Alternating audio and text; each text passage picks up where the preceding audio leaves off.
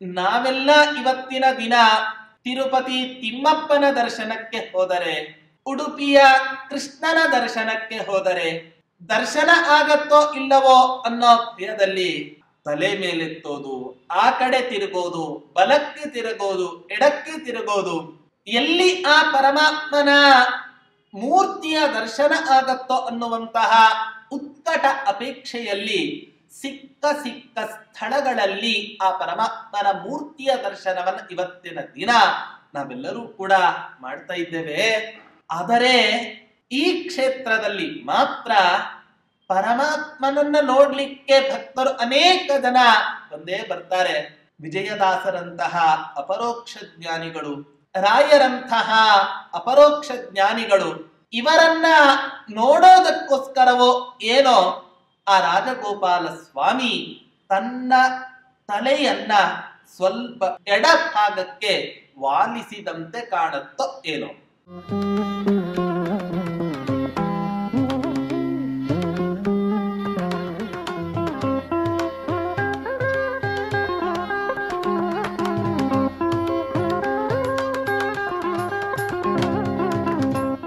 ಪೂಜ್ಯಾಯ ರಾಘವೇಂದ್ರಾಯ ಸತ್ಯಧರ್ಮರತಾಯ ಚ ಭಜತಾಂ ಕಲ್ಪವೃಕ್ಷಾಯ ನಮತಾಂ ಕಾಮಧೇನವೇ ದುರ್ವಾದಿಧ್ವಾಂತರವಯೇ ವೈಷ್ಣವೇಂದೀ ವರಿಂದವೇ ಶ್ರೀ ರಾಘವೇಂದ್ರ ಗುರವೇ ನಮೋ ಅತ್ಯಂತ ದಯಾಲವೇ.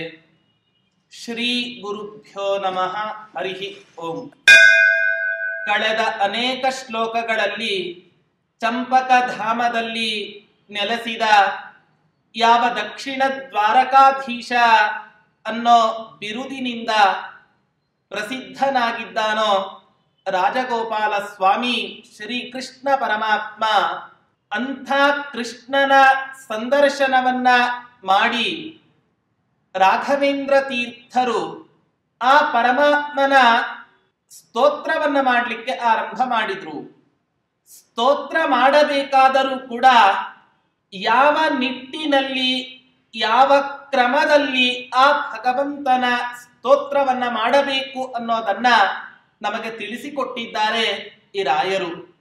ಪಾದ, ಅವನ ಎದೆ ಭಾಗ, ಮುಖ ಕಮಲ, ಹೀಗೆ ಮೊದಲು ಆ ಪರಮಾತ್ಮನ ಪಾದಾರವಿಂದವನ್ನ ಸ್ತೋತ್ರ ಮಾಡ್ತಾ ನಂತರ ಅವನ ಮುಖಕಮಲವನ್ನ ಅನೇಕ ರೀತಿಯಾಗಿ ಸ್ತೋತ್ರವನ್ನ ಮಾಡಿದ್ದಾರೆ. ಅಂತಹ ಸ್ತೋತ್ರದ ಉಪಸಂಹಾರವನ್ನ ಮಾಡ್ತಾ ಆ ರಾಯರು ಇನ್ನಷ್ಟು ಆ ಮುಖದ ಸ್ತೋತ್ರವನ್ನ ಮಾಡ್ತಾ ಇದ್ದಾರೆ.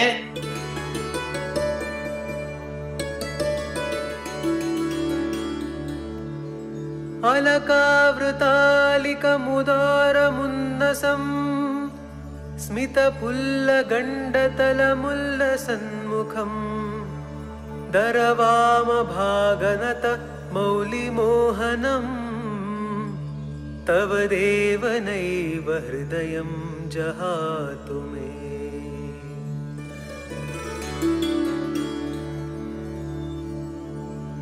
ಎಲೈ ಪರಮಾತ್ಮನೇ, ನಿನ್ನ ಮುಖದ ಸೌಂದರ್ಯವನ್ನ ನೋಡಿ ಯಾರು ತಾನೇ ನಿನ್ನಲ್ಲಿ ಭಕ್ತಿ ಮಾಡದೆ ಇರಲಿಕ್ಕೆ ಸಾಧ್ಯ?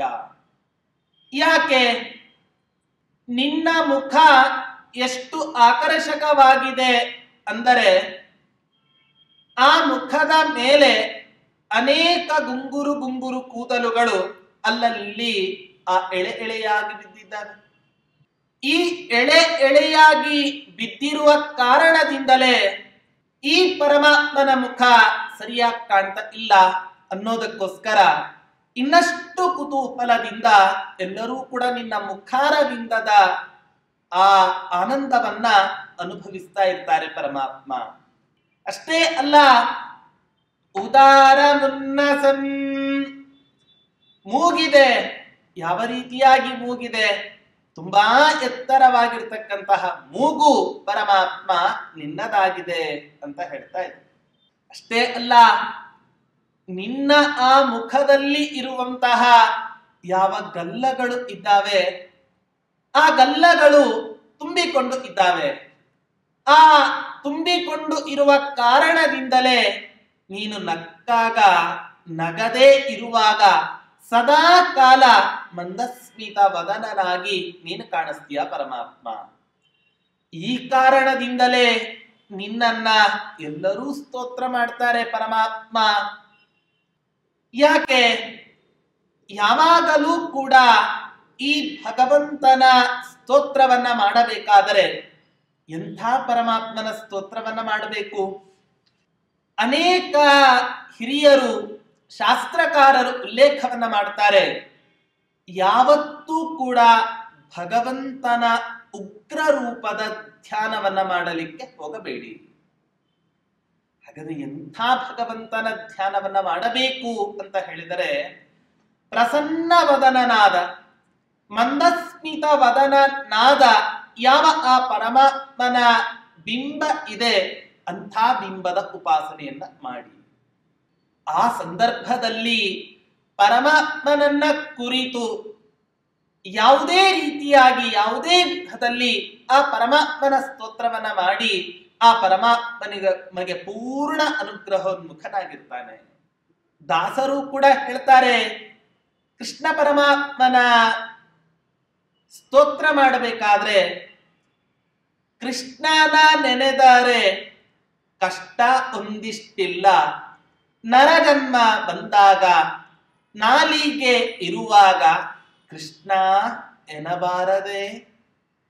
ಮನುಷ್ಯ ಜನ್ಮ ಬರೋದೇ ದುರ್ಲಭ, ಅದರಲ್ಲೂ ಸರಿಯಾಗಿ ಪರಮಾತ್ಮ ಇಂದ್ರಿಯಗಳನ್ನು ಕೊಡೋದು ಇನ್ನೂ ದುರ್ಲಭ. ಇಷ್ಟೆಲ್ಲ ಪರಮಾತ್ಮ ನಮಗೆ ಅನುಕೂಲವನ್ನ ಕೊಟ್ಟಾಗ ಕೃಷ್ಣ ಎನಬಾರದೆ. ಆ ಪರಮಾತ್ಮನ ನಾಮಸ್ಮರಣೆಯನ್ನ ಮಾಡಬಾರದ? ಆಚಾರ್ಯರು ಹೇಳ್ತಾರೆ, ಯಮದೇವರು ಯಾರನ್ನ ನರಕ ಲೋಕಕ್ಕೆ ಕರೆದುಕೊಂಡು ಹೋಗ್ತಾನೆ ಅಂತ ಹೇಳಬೇಕಾದ ಸಂದರ್ಭದಲ್ಲಿ ಪರಮಾತ್ಮನೇ ಯಮದೇವರಿಗೆ ಆದೇಶ ಮಾಡ್ತಾನೆ, ಜಿಹ್ವಾನ ಭಕ್ತಿ ಭಗವದ್ಗುಣ ನಾಮಧೇಯಂ ಚೇತಶ್ಚನ ಸ್ಮರತಿ ತಚ್ಚರಣಾರವಿಂದಂ. ಯಾರ ನಾಲಿಗೆ ಪರಮಾತ್ಮನ ಸ್ತೋತ್ರಗಳನ್ನ ಮಾಡೋದಿಲ್ವೋ, ಯಾರ ಕಿವಿಗಳು ಪರಮಾತ್ಮನ ಕಥೆಗಳನ್ನ ಕೇಳೋದಿಲ್ಲವೋ ಅಂತಹ ಪುರುಷರನ್ನ, ಅಂತಹ ಮನುಜರನ್ನ ನಿನ್ನ ಪಟ್ಟಣಕ್ಕೆ ಕರೆದುಕೊಂಡು ಹೋಗು. ಯಾರಾದ್ರೂ ಕೂಡ ಜೀವನದಲ್ಲಿ ಒಂದು ಬಾರಿಯಾದರೂ ಕೂಡ ನನ್ನ ನಾಮಸ್ಮರಣೆಯನ್ನ ಮಾಡಿದವರಿದ್ದರೆ ನಿನ್ನ ಪಟ್ಟಣಕ್ಕೆ ಯಾವುದೇ ಕಾರಣಕ್ಕೂ ಕೂಡ ಕೊಂಡೊಯ್ಯಬಾರದು. ಸ್ವತಃ ಭಗವಂತನೇ ಆದೇಶ ಮಾಡಿದಂತಹ ಮಾತು.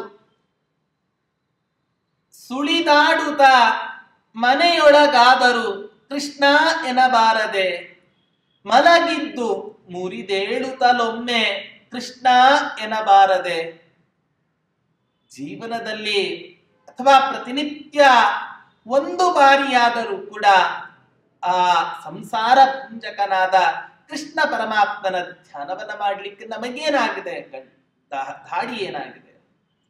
ಹೀಗಾಗಿ ಪರಮಾತ್ಮ ಇಂಥ ನಿನ್ನ ಮುಖ ಕಮಲ ಸದಾ ಕಾಲ ಮಂದಸ್ಮಿತ ವದನನಾಗಿರ್ತೀಯ. ಯಾರು ಯಾವಾಗ ನೋಡಿದರೂ ಕೂಡ ಅನುಗ್ರಹೋನ್ಮುಖನಾಗಿರ್ತೀಯ ಪರಮಾತ್ಮ. ಇಂಥ ನಿನ್ನನ್ನ ಏನು ಅಂತ ನಾನು ಸ್ತೋತ್ರ ಮಾಡಲಿ? ಅಷ್ಟೇ ಅಲ್ಲ, ಆ ಮನ್ನಾರು ಕ್ಷೇತ್ರದಲ್ಲಿ ನೆಲೆಸಿದ ಯಾವ ಆ ಕೃಷ್ಣ ಪರಮಾತ್ಮನಿದ್ದಾನೆ, ಆ ಕೃಷ್ಣ ಪರಮಾತ್ಮನ ಒಂದು ವಿಶೇಷತೆ ಏನು ಅನ್ನೋದನ್ನ ತಮ್ಮ ಮುಂದಿನ ಮಾತಿನಲ್ಲಿ ಆ ರಾಯರು ತಿಳಿಸ್ತಾ ಇದ್ದಾರೆ. ದರ ವಾಮ ಭಾಗ ನತ ಮೌಲಿ ಮೋಹನಂ ಅಂತ ಹೇಳ್ತಾ ಇದ್ದಾರೆ. ಸ್ವಲ್ಪ ಈ ಕೃಷ್ಣ ಪರಮಾತ್ಮನ ಎಡಭಾಗ ಏನಾಗಿದೆ ಅಂದ್ರೆ, ಸ್ವಲ್ಪ ನಿನ್ನ ತಲೆ ಅಥವಾ ಮುಖ ಎಡಕ್ಕೆ ವಾಲಿದೆ.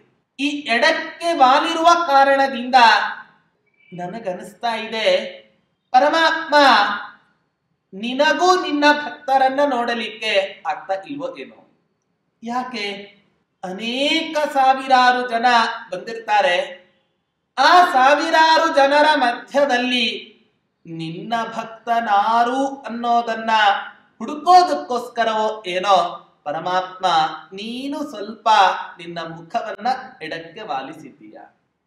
ನಾವೆಲ್ಲ ಇವತ್ತಿನ ದಿನ ತಿರುಪತಿ ತಿಮ್ಮಪ್ಪನ ದರ್ಶನಕ್ಕೆ ಹೋದರೆ, ಉಡುಪಿಯ ಕೃಷ್ಣನ ದರ್ಶನಕ್ಕೆ ಹೋದರೆ, ಪಂಢರಾಪುರದ ವಿಠ್ಠಲನ ದರ್ಶನಕ್ಕೆ ಹೋದರೆ ದರ್ಶನ ಆಗತ್ತೋ ಇಲ್ಲವೋ ಅನ್ನೋ ಭಯದಲ್ಲಿ ಆ ಪರಮಾತ್ಮನ ಮೂರ್ತಿಯ ದರ್ಶನವನ್ನ ಮಾಡ್ತಾ ಮಾಡ್ತಾ ತಲೆ ಮೇಲೆತ್ತೋದು, ಆ ಕಡೆ ತಿರುಗೋದು, ಬಲಕ್ಕೆ ತಿರುಗೋದು, ಎಡಕ್ಕೆ ತಿರುಗೋದು, ಎಲ್ಲಿ ಆ ಪರಮಾತ್ಮನ ಮೂರ್ತಿಯ ದರ್ಶನ ಆಗತ್ತೋ ಅನ್ನುವಂತಹ ಉತ್ಕಟ ಅಪೇಕ್ಷೆಯಲ್ಲಿ ಸಿಕ್ಕ ಸ್ಥಳಗಳಲ್ಲಿ ಆ ಪರಮಾತ್ಮನ ಮೂರ್ತಿಯ ದರ್ಶನವನ್ನ ಇವತ್ತಿನ ದಿನ ನಾವೆಲ್ಲರೂ ಕೂಡ ಮಾಡ್ತಾ ಇದ್ದೇವೆ.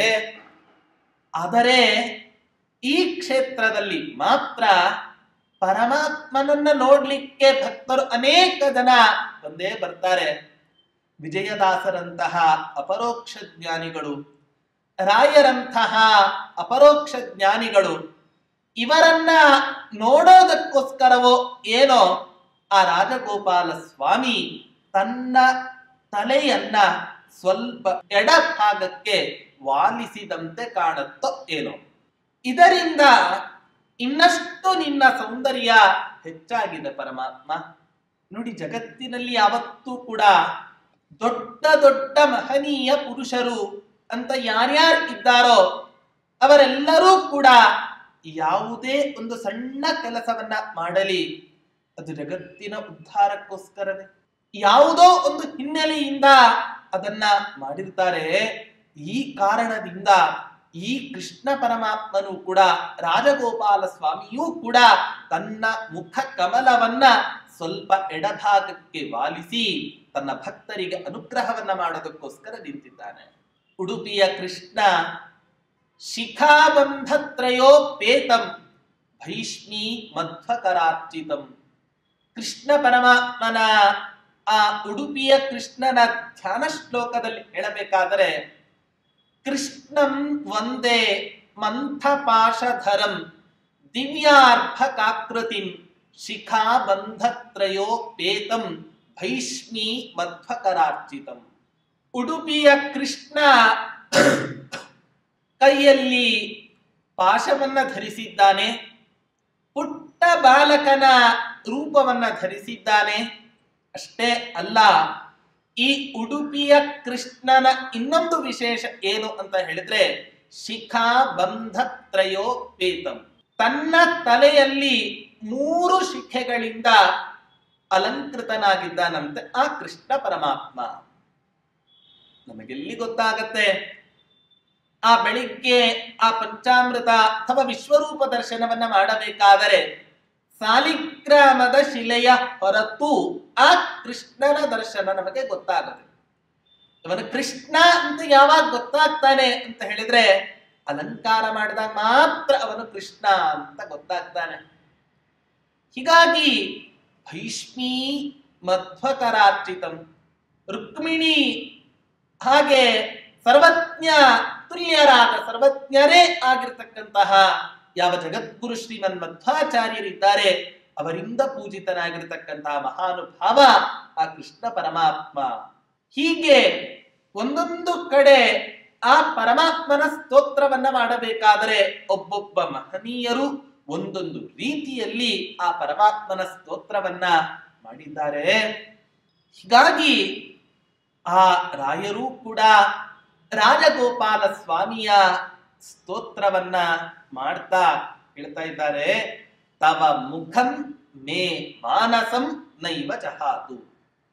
ಪರಮಾತ್ಮ ಯಾವ ಈ ನಿನ್ನ ಸುಂದರವಾಗಿರ್ತಕ್ಕಂತಹ ಮುಖ ಇದೆ, ಈ ನಿನ್ನ ಮುಖದ ದೃಷ್ಟಿ ನನ್ನ ಮೇಲಿಂದ ಯಾವತ್ತೂ ಕೂಡ ದೂರ ಆಗೋದು ಬೇಡ. ಮಮ ಮಾನಸಂ, ನನ್ನ ಮನಸ್ಸು ಯಾವತ್ತೂ ಕೂಡ ನಿನ್ನನ್ನು ಬಿಟ್ಟು ಹೋಗದೇ ಇರುವಂತಾಗಲಿ. ಯಾಕೆ? ಪರಮಾತ್ಮನನ್ನ ನಾವು ಬಿಟ್ಟರೂ ಕೂಡ ನಮ್ಮನ್ನ ಮಾತ್ರ ಪರಮಾತ್ಮ ಯಾವತ್ತೂ ಕೂಡ ಬಿಡಲಾರ. ಯಾಕೆ? ಪರಮಾತ್ಮ ಇಡೀ ಪ್ರಪಂಚಕ್ಕೆ ತಾಯಿಯ ಸ್ಥಾನದಲ್ಲಿ ಇರತಕ್ಕಂಥವನು. ನಾವು ಅವನನ್ನ ಪರಿತ್ಯಾಗ ಮಾಡಿದರೂ ಕೂಡ, ಅಂದರೆ ಮಕ್ಕಳು ತಾಯಿಯನ್ನ ಪರಿತ್ಯಾಗ ಮಾಡಿದರೂ ಕೂಡ, ತಾಯಿ ಯಾವತ್ತಾದ್ರೂ ಕೂಡ ಮಕ್ಕಳನ್ನ ಪರಿತ್ಯಾಗ ಮಾಡಿದ್ದುಂಟಾ? ವಾಲ್ಮೀಕಿ ಮಹರ್ಷಿಗಳು ಒಂದು ಮಾತನ್ನು ಹೇಳ್ತಾರೆ, ಕುಪುತ್ರೋ ಜಾಯತೆ ಕ್ವಾಪಿ ಕುಮಾತಾ ನೈವ ಜಾಯತೆ. ಜಗತ್ತಿನಲ್ಲಿ ಬೇಕಾದರೆ ಕೆಟ್ಟ ಮಕ್ಕಳು ಬೇಕಾದರೆ ಹುಟ್ಟಬಹುದು, ಆದ್ರೆ ಕೆಟ್ಟ ತಾಯಂದಿರು ಮಾತ್ರ ಯಾವತ್ತೂ ಕೂಡ ಹುಟ್ಟಲಿಕ್ಕೆ ಸಾಧ್ಯ ಇಲ್ಲ. ಹೀಗಾಗಿ ಅವನ ಮಕ್ಕಳಾಗಿರ್ತಕ್ಕಂತಹ ನಾವು ಅವನನ್ನ ಬಿಟ್ಟರೂ ಕೂಡ ಅವನು ಮಾತ್ರ ನಮ್ಮನ್ನ ಒಂದು ಕ್ಷಣವೂ ಕೂಡ ಬಿಟ್ಟಿರಲಾರ. ಉದಾಹರಣೆಗೆ, ಒಬ್ಬ ತಾಯಿ ತನ್ನ ಪುಟ್ಟ ಮಗುವನ್ನ ಕರೆದುಕೊಂಡು ಎಲ್ಲೋ ಅಂಗಡಿಗೋ ಮಾರ್ಕೆಟಿಗೋ ಹೋಗ್ತಾ ಇರ್ತಾಳೆ. ಆ ಸಂದರ್ಭದಲ್ಲಿ ತಾಯಿ ಮಗುವಿನ ಕೈ ಹಿಡಿದಿರ್ತಾಳೋ, ಮಗು ತಾಯಿಯ ಕೈಯನ್ನು ಹಿಡಿದಿರತ್ತೋ. ಮಗು ತಾಯಿ ಕೈಯನ್ನು ಹಿಡಿತಾ ಇಡೀ ಈ ಹೊಸ ಜಗತ್ತನ್ನ ನೋಡ್ತಾ ಅವಳು ಆಲೋಚನೆ ಮಾಡ್ತಾ, ಆ ಮಗು ಆಲೋಚನೆ ಮಾಡುತ್ತೆ, ಎಷ್ಟು ಸುಂದರವಾಗಿರ್ತಕ್ಕಂಥ ಜಗತ್ತು. ಆ ಜಗತ್ತಿನ ನೋಡುವ ಸಂತೋಷದಲ್ಲಿ, ಆ ಜಗತ್ತನ್ನ ನೋಡ್ತಕ್ಕಂತಹ ಸಂತೋಷದಲ್ಲಿ ಆ ಮಗು ತಾಯಿ ಕೈ ಬಿಟ್ಬಿಡುತ್ತೆ. ಅದರ ತಾಯಿ ಮಾತ್ರ ಈ ಜಗತ್ತನ್ನ ನೋಡಿರ್ತಾಳೆ. ಈ ಮಗುವಿನ ಮುಂದೆ ಆ ಜಗತ್ತು ಅತ್ಯಂತ ನಶ್ವರ ಆಗಿರುತ್ತೆ. ಆ ಕಾರಣದಿಂದ ಮಗು ತಾಯಿಯ ಕೈಯನ್ನ ಬಿಟ್ಟರೂ ಕೂಡ ತಾಯಿ ಮಾತ್ರ ಎಂದೆಂದಿಗೂ ಕೂಡ ಆ ಮಗುವಿನ ಕೈ ಬಿಡಲಾರ. ಹಾಗೆ ಭಗವಂತ ನಮ್ಮೆಲ್ಲರಿಗೂ ಕೂಡ ತಾಯಿಯ ಸ್ಥಾನದಲ್ಲಿ ನಿಂತುಕೊಂಡಿದ್ದಾನೆ. ಇಂಥ ತಾಯಿಯ ಸ್ಥಾನದಲ್ಲಿ ನಿಂತುಕೊಂಡಿರ್ತಕ್ಕಂತಹ ನೀನು ನನ್ನ ಮನಸ್ಸನ್ನ ಬಿಟ್ಟು ಯಾವತ್ತೂ ಕೂಡ ಹೋಗಲಿಕ್ಕೆ ಹೋಗಬೇಡ. ಸದಾ ಕಾಲ ನನ್ನ ಹೃದಯದಲ್ಲಿ, ಅಂತರಂಗದಲ್ಲಿ, ಅಂತಃಕರಣದಲ್ಲಿ ವಾಸ ಮಾಡಿಕೊಂಡು ಇರು ಅಂತ ಸ್ತೋತ್ರವನ್ನು ಮಾಡ್ತಾ ಇದ್ದಾರೆ.